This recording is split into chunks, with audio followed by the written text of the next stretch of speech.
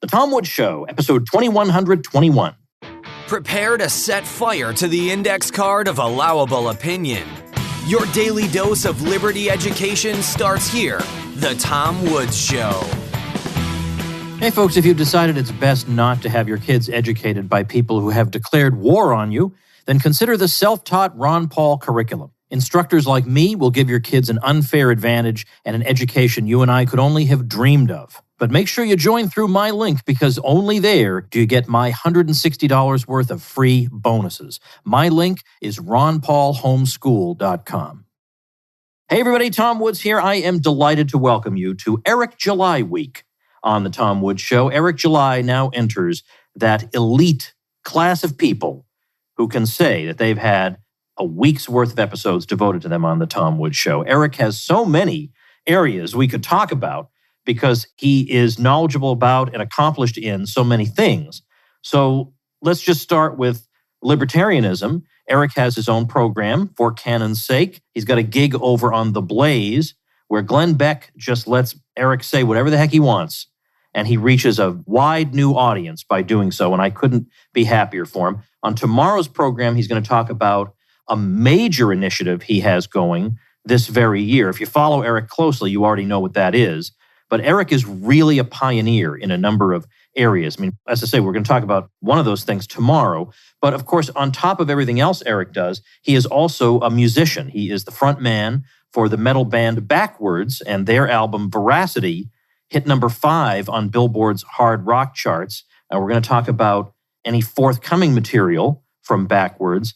But Eric is just, he puts me in mind of Dave Smith. He's somebody who knows what we believe and our principles and our ideas and our arguments inside and out, but he can explain them also to a normal person. Unfortunately, we also have a lot of wonks who can only talk to other wonks. And, you know, I suppose there's some merit in that, but we really need people who can reach regular people. That's sort of what I try to do too.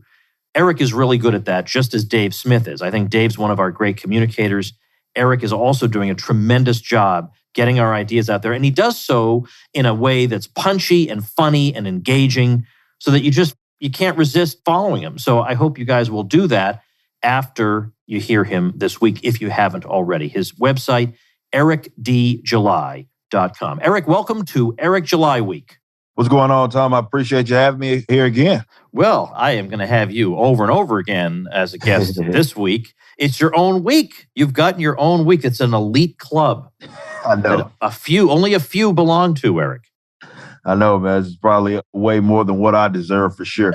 Get out of here. I remember the day I figured out how much younger than I am you are. And I just thought, get what? This is ridiculous. So I'm trying, man. I mean, like, I could be your dad, for goodness sake. Yeah. That's very true. I'm trying out here, man. I'm just trying to take advantage of my youth. I did. Well, listen, I want to talk about Eric July in this episode. Then the rest of the week, I've got a lot of ideas that I want to run by you that are related to work that you do that I think will be of benefit to everybody. But let's start off. You are in, well, I'll just say Texas. Do you want to say more specific than that? Yeah, I'm in the Dallas area for sure. Okay, so we can say that. Where'd you grow up? I grew up in the city of Dallas. Oh, so you've been there your whole life? Yeah, I've essentially been here my whole life, born and raised here. Now, yes, there were some times where I'd, relocate. Like I was in Arkansas for a little bit there. But for the most part, I've been in the Dallas, South Dallas particularly area. So yeah, born and raised. All right, so we'll just say you were born, more recently than I was. But you were, like many of us, maybe even most of us, you didn't come out of the womb a full-blown libertarian. That took some time. True. So, true. Were you like one of these people who was kind of not really politically committed, and then you came across this stuff and you said, hey, I like this? Or were you just really wrong on a lot of things, and then you had to change those? Like, how would you describe where you started off when you became mature enough to know about these issues? Yeah, as much as I like to think that, try to give myself some credit and salvage my youth, can't really do that. I was an idiot politically, and I certainly have no issues admitting that when I was young. So going into 18 years of age, basically being kind of your standard run-of-the-mill mainstream, leftist for sure. But I thought I was kind of being cool, with the whole kind of shirt wearing leftist when I was in college freshman year and stuff like that. So it certainly wasn't anything. You're correct in the sense that obviously I didn't come out the womb like that.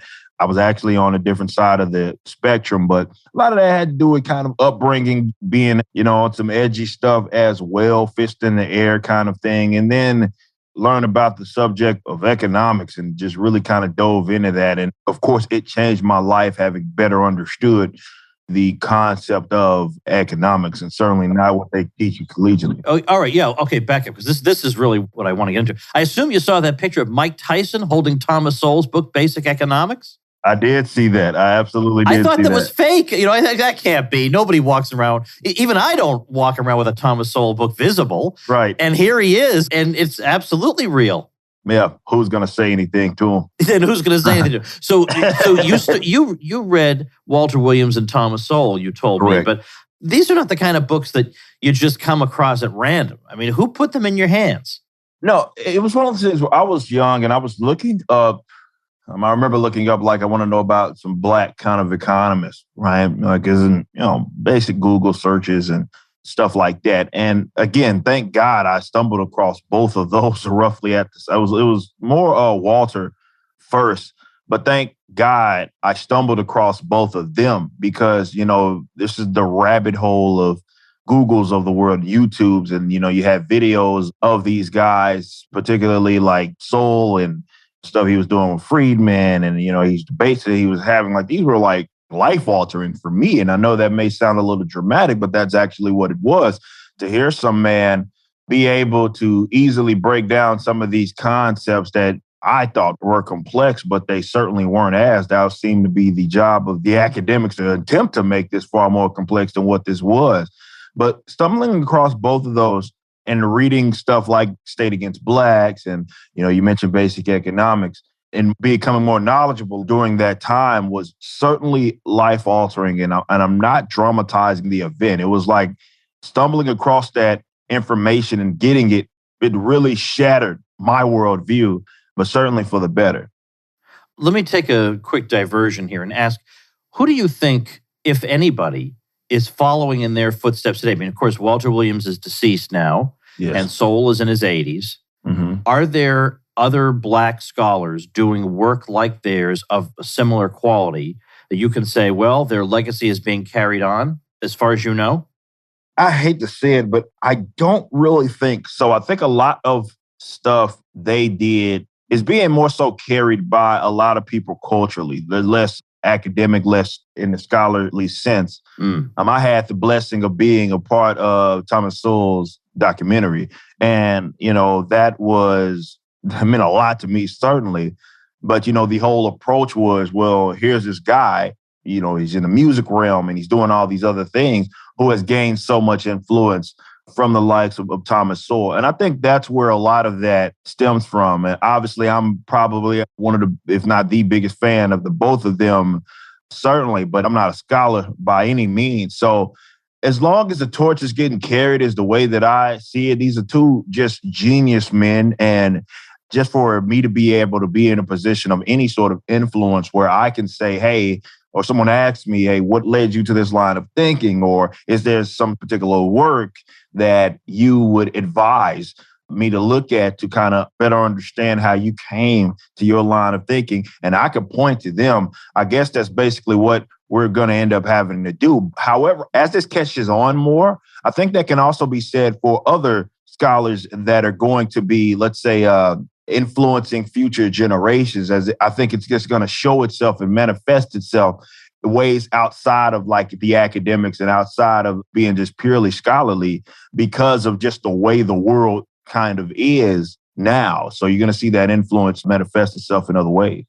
And that's fine with me, because in a way, although it'd be nice to have another Thomas Sowell, they've kind of done much of the work that we need done.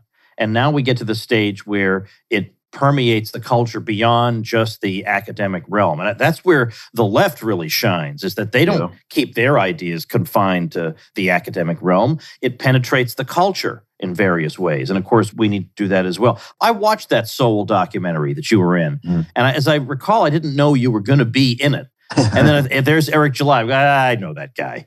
That's really good for him. That is good. Yeah. So, all right. So you're a young-ish, I don't know, how old do you think you were when you came across them? I was going on probably 19. Oh, young. Yeah, I was young, man. I was really young.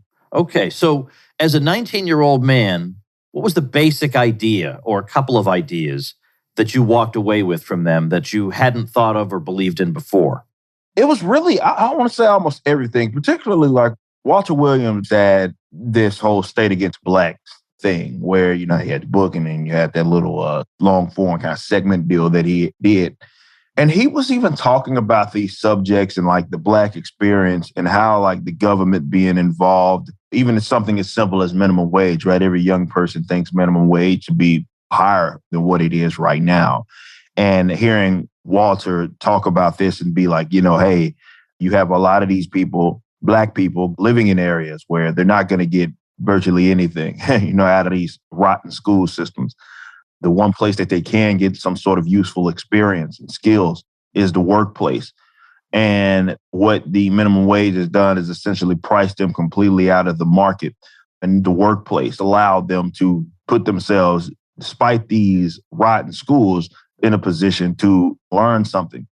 And just hearing it broke down like that was big because it shows how even some issues that you may think are legitimate, like if, you know, you look at poverty among Black America and you think that there's some problem that the government had something to do with it, these were concepts that were explained by the both of them that attributed to what it is that you certainly had at the time and you still have to this day, but it's just not in a way that we were often understanding it as young people. The approach for your standard young person seemed to be the government needs to do more. And more of the likes of Thomas Sowell and Walter Williams was like, oh, they've done far too much. Yeah. And in doing that, that's what got us in this position. So hearing that, and then even comparing and contrasting to like the ages where they grew up, it was mind-blowing, and it certainly put things into perspective. You mentioned bad schools, and that made me realize I skipped an important topic. Now, listen, I used to teach college students, and in the evenings, I would teach returning students. I would be teaching people.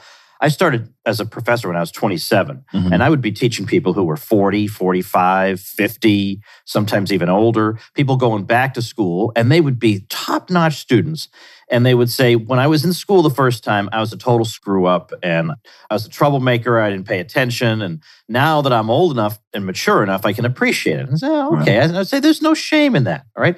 Well, I know because you've told me in the past, you know, you kind of changed the course of your life at one point, like the kinds of things you're up to and whatever. Yeah. So how would you describe, first of all, what kind of school did you go to? Did you go to a school that you would say is like one of the lousy schools you were talking about, or did you go to one of the better ones? I went to certainly a bunch of lousy ones growing up. Like, just to put this in perspective, when I was in, let's say, my freshman year of high school, I was a knucklehead, man. I got kicked out of the school, which wasn't like this good school anyway. I got kicked out of the school, went to another one in Arkansas. This was my mom's last like ditch effort to try to rein me in. And she has no idea you're going to grow up to be Eric July. She has nothing to worry about. Right. Exactly. And her last, I'm sending this boy to Arkansas. He's going to live with his grandmother. It's going to be a completely different life from this kind of, you know, more shitty kind of South Dallas culture. And though I didn't appreciate it then, I appreciated it a little more. However, when I came back to Dallas, I was still a knucklehead.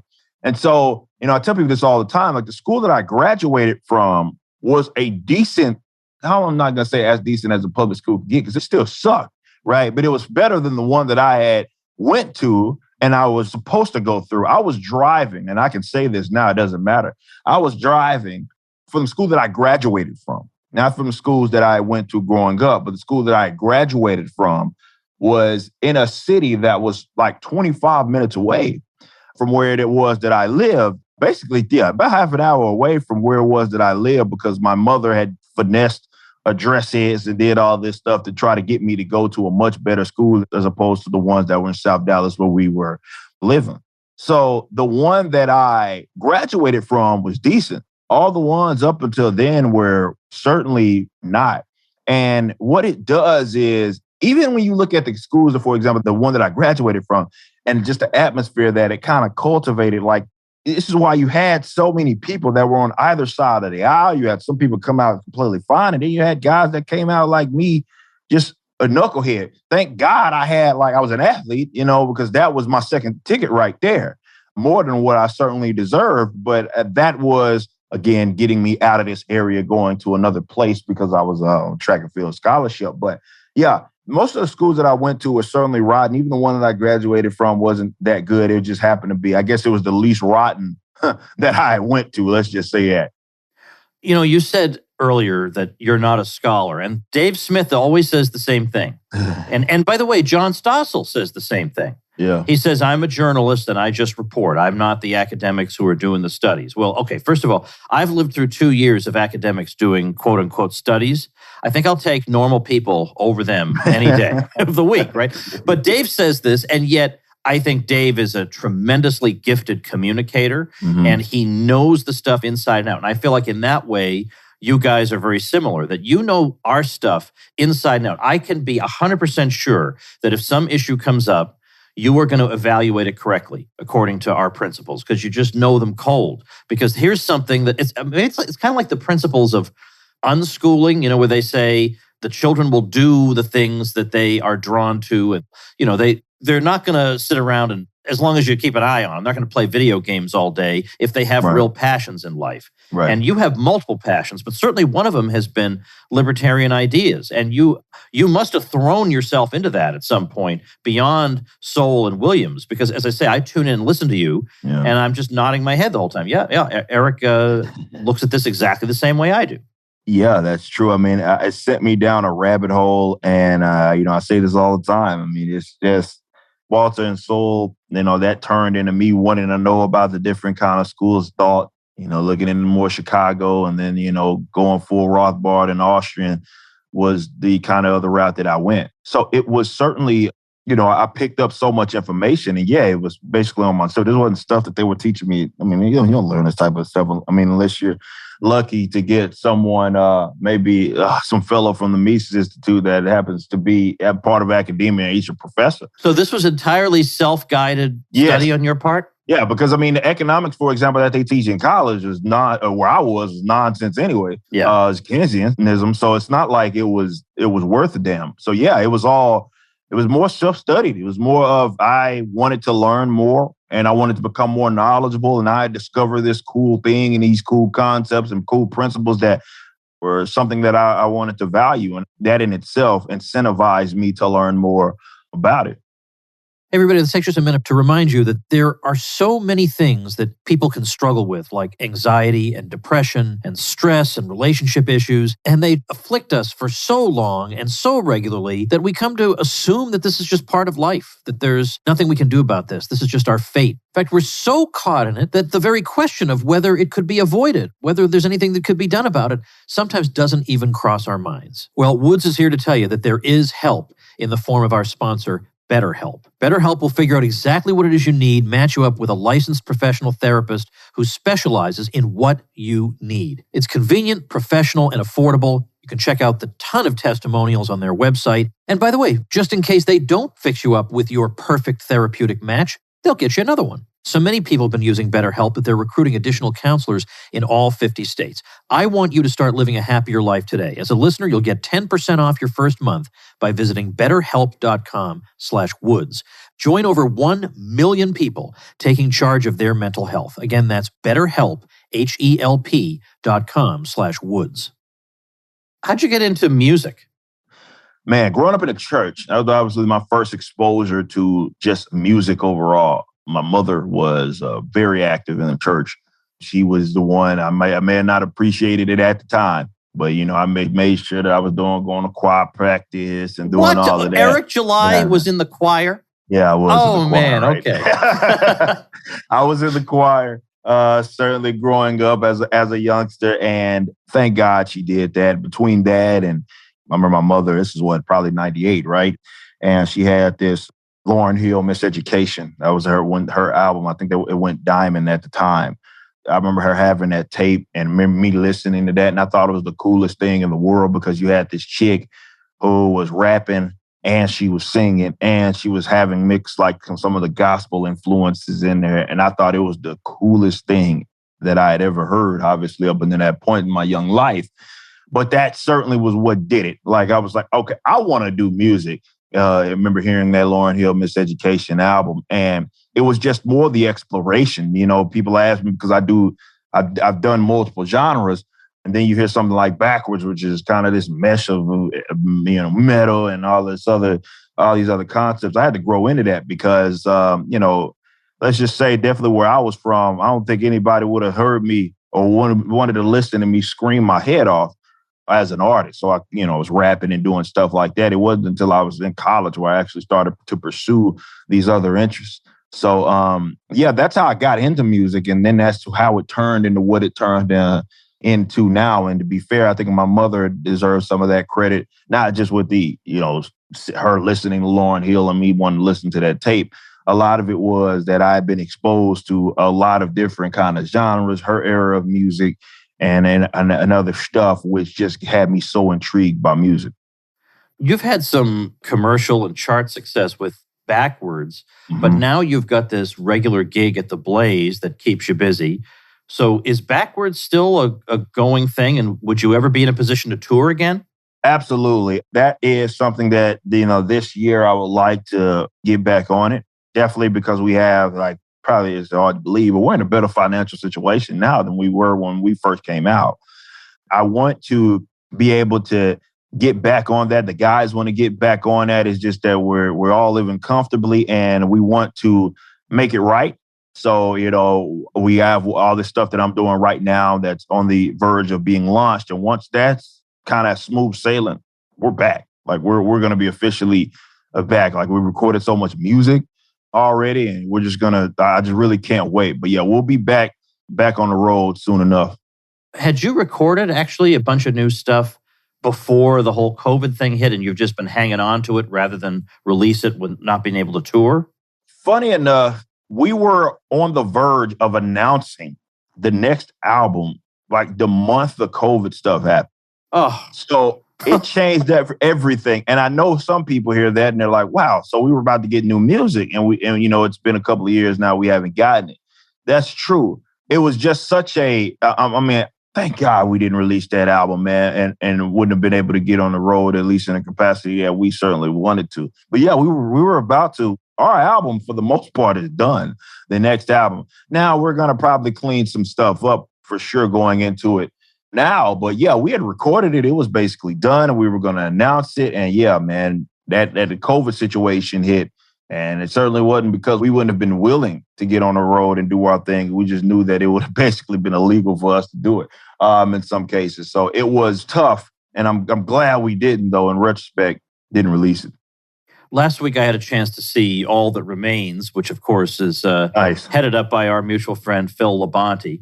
Mm-hmm. Now, his band is in a not exactly the same genre as Backwards, because Backwards is hard to classify because there is a rap element to it. But there's obviously a strong family resemblance in what you do and what he does. And his kind of band pretty much always is going to tour with a lot of support. And I'm sure maybe in some cases, they might even be the support, depending on who the headliner is.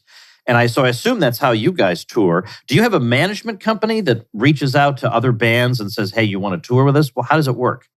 So generally how it will work is that, we're scrapping certainly people that we had worked with during the first album cycle. So we're going to be starting from scratch.